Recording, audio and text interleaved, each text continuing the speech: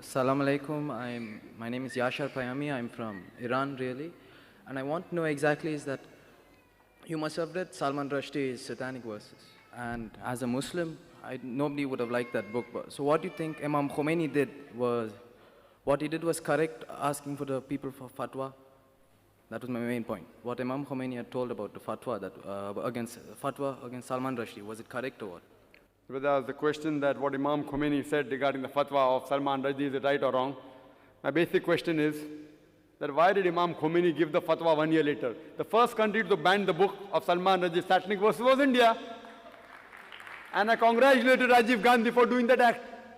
Why should Khomeini give the fatwa of killing Salman Rushdie after 1 year? Because he was getting out of the news.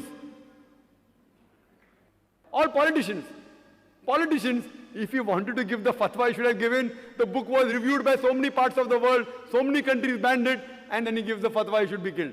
Whether right or wrong is afterwards, all these are political gains. All political gains.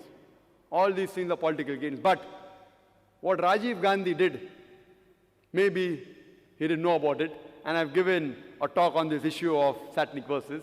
Though this book is banned in India, I've read that book. You know, Salman Rushdie, who claims, just for namesake, he's a Muslim, he did not leave anyone. In his book, he even abuses Queen Elizabeth. And the same British government who had banned an American author for using a four-letter word, father, uncle, cousin, king, for the policy of Margaret Thatcher, that same Salman Rushdie, he makes it active and uses ing. And yet the book is very popular.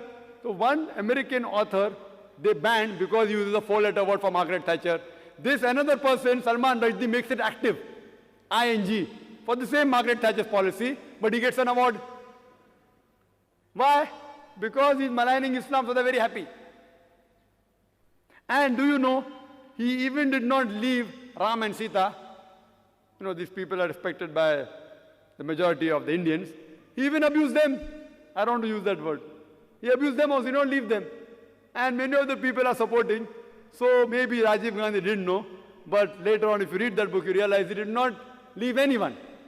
So if a person who keeps on maligning, etc., Allah says in the Quran, in Surah Ma'idah, chapter number 5, verse number 33, as to anyone who wages a war against Allah and His Messenger, there are various options given, that you can either execute him, you can crucify him, chop off opposite limbs, or take him out of the country. And this law is not only in the Quran, it is even in the Bible. If you read the book of Leviticus, it says that anyone who blasphemes the law, you should stone that person to death.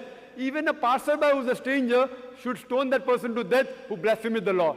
So this law is then all the religious scriptures, not only there in Islam, in most of the religious scripture for blasphemy, whether it be Christianity, whether it be Islam, whether it be Judaism, for blasphemy, if it's a confirmed blasphemy, if it's that part of the country. We cannot give fatwas here, they should kill him, etc. If it's an Islamic state of law, if anyone blasphemeth, there are certain laws and rules and regulations laid down. But what politicians do, whether it be a Muslim politician or whether it be a non-Muslim politician, I'm sorry, I don't again want to hurt any politicians per se.